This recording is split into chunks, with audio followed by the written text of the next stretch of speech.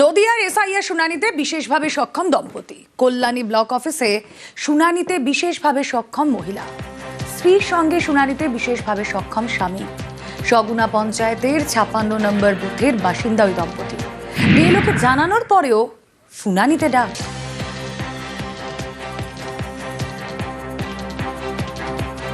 আপনারা বিএলওকে জানাননি যে আমরা প্রতিবন্ধী? হ্যাঁ জানাইছি। তা সত্ত্বেও হিয়ারিং এ আসতে হলো আপনাদের? হ্যাঁ ওই চিঠি পাঠাইছে। এই যে প্রতিবন্ধী, আপনাদের কার্ড আছে? আমার আছে। এই শারীরিক প্রতিবন্ধী জানানো সত্ত্বেও হিয়ারিং এ আসতে হলো আপনাদের? হ্যাঁ হ্যাঁ হ্যাঁ। বিএলও যে ছিল তোমার তো হবে না, তোমার বাড়িতে হবে এমন কিছু বলেছে? না কিছু বলেনি? না।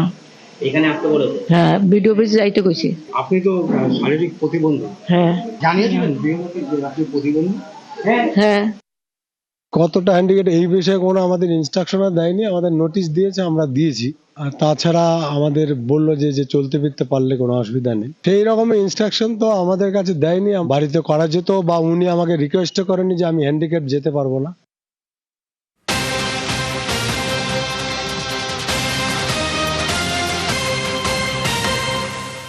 নির্দিষ্ট সময় শেষ হবে শুনানি। জ্ঞানেশ কুমারের প্রশ্নের মুখে সিইও।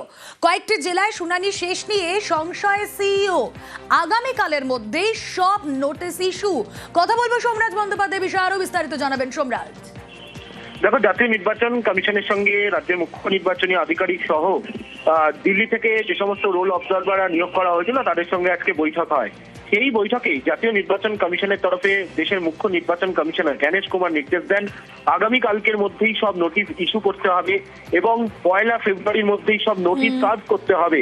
পাশাপাশি এই নির্দেশও দেওয়া হয় এবং রাজ্যের মুখ্য নির্বাচনী আধিকারিকের থেকে তিনি জানতে চান যে নির্দিষ্ট সময়সীমার মধ্যেই শুনানি শেষ হবে নাকি। রাজ্যের মুখ্য নির্বাচনী আধিকারিক জানান যে কয়েকটি জেলা বাদে বাকি প্রত্যেকটি জেলাতেই শুনানি শেষ হবে, তবে কয়েকটি জেলাতে শুনানি সময়ের মধ্যে নাও শেষ হতে পারে। বেশ।